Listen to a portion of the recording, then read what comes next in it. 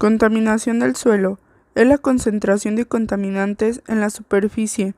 Es tan alta que daña la biodiversidad del suelo y pone en riesgo nuestra salud a través y sobre todo de la alimentación.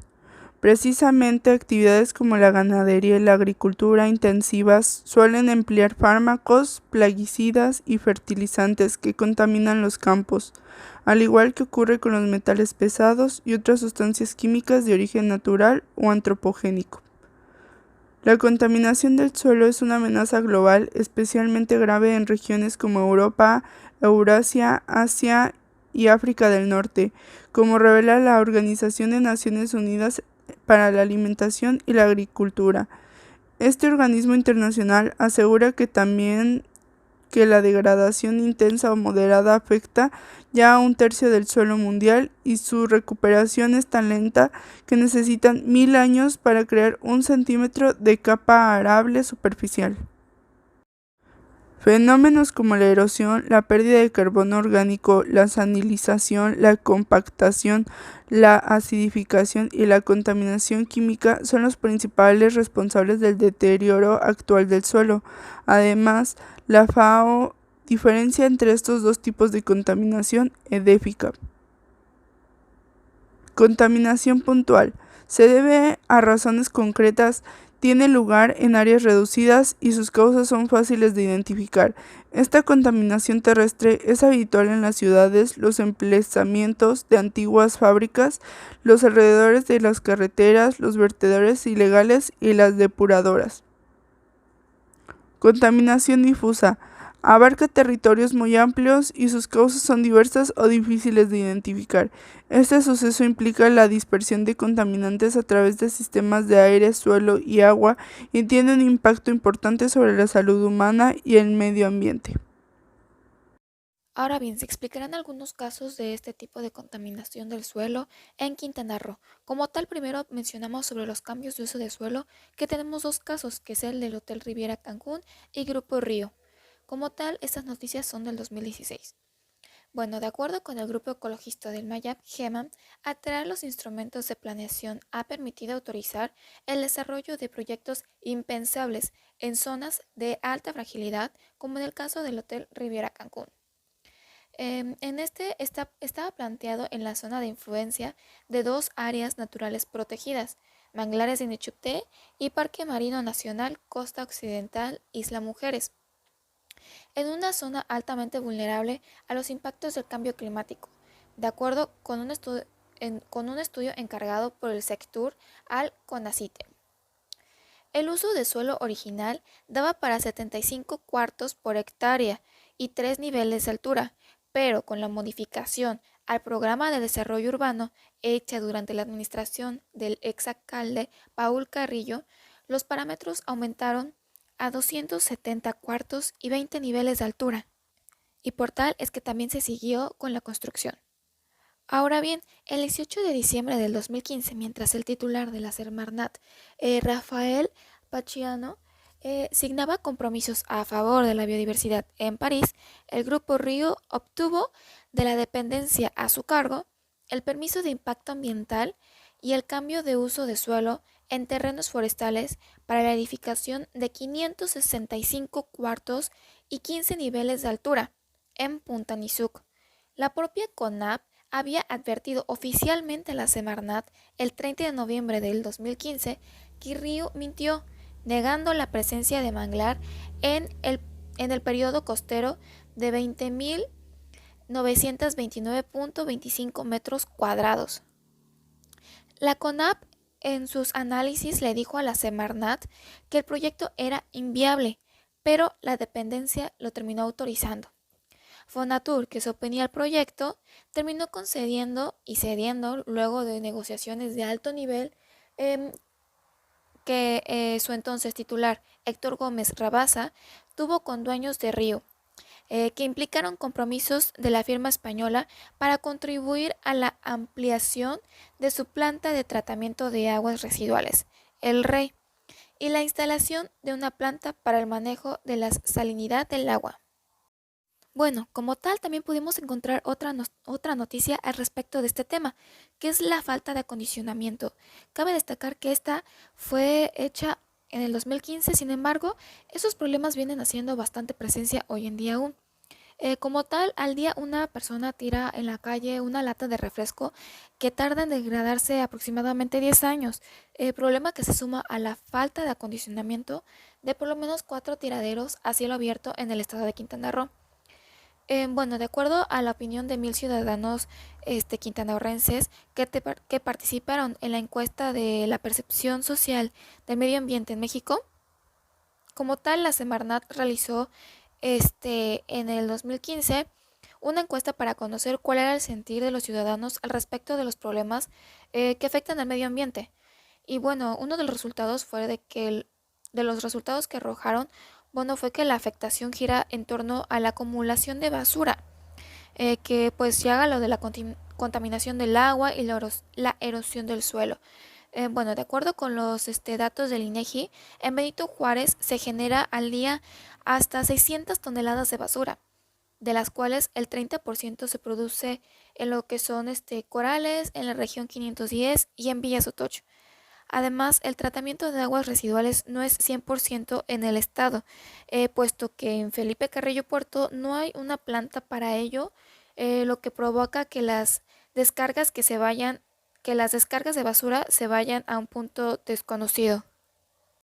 Muy bien, y ahora para terminar con los casos, se presenta el último, que trata sobre los basureros clandestinos. Bueno, como tal en Cancún, en el año 2017 se vieron varios casos donde operaban lo que son los basureros clandestinos. Se siguen presentando, sin embargo, en este año hicieron más presencia. Como tal, en ese año pues se vio un aproximado de que operan al menos 15 basureros clandestinos que pues prácticamente contaminan severamente el medio ambiente. Esto fue denunciado por ciudadanos del municipio de Benito Juárez bastante durante este año. Muchos de estos tiraderos, que prácticamente pertenecen a quienes prestan servicios a cadenas de hoteles de Cancún, se encuentran pues en lugares rodeados de grandes bardas o vegetación que impiden que las autoridades los localicen.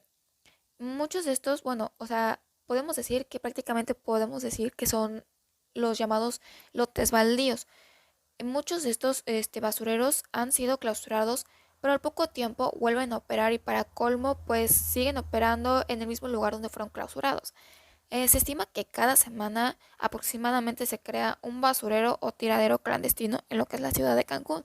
Claro que esto se ha visto durante el 2017 y se hizo más presencia en ese año.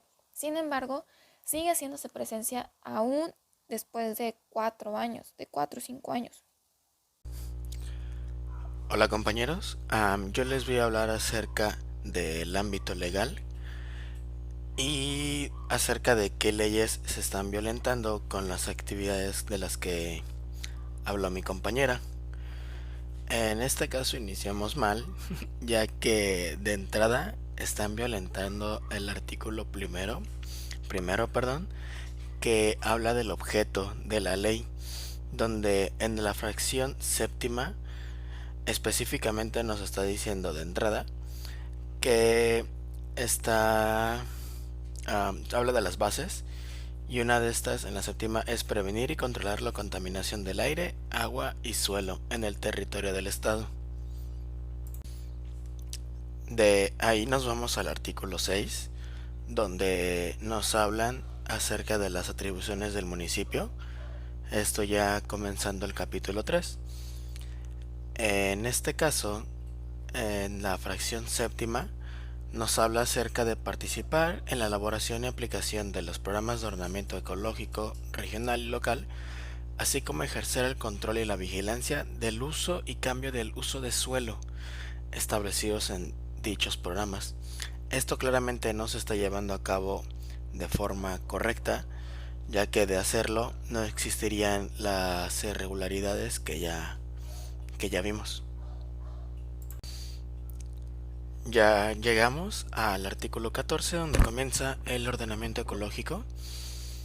En este caso me gustaría resaltar la fracción cuarta, donde nos hablan acerca de favorecer los usos del suelo con menor impacto adverso ambiental y el mayor beneficio a la población sobre cualquier otro uso que requiera la destrucción masiva de los elementos naturales del terreno.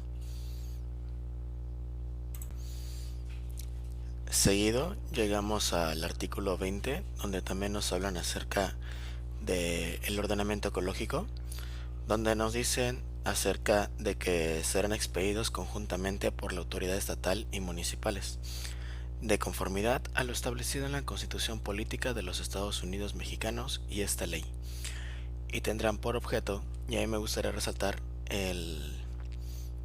la fracción segunda, donde nos hablan acerca de regular fuera de los centros de población los usos del suelo con el propósito de proteger el ambiente y preservar, restaurar y aprovechar de manera sustentable los recursos naturales respectivos, fundamentalmente en la realización de actividades productivas y a la localización de asentamientos humanos. Actividades productivas como puede ser la hotelería. Bueno, ya continuamos con la sección 2 acerca de la flora silvestre.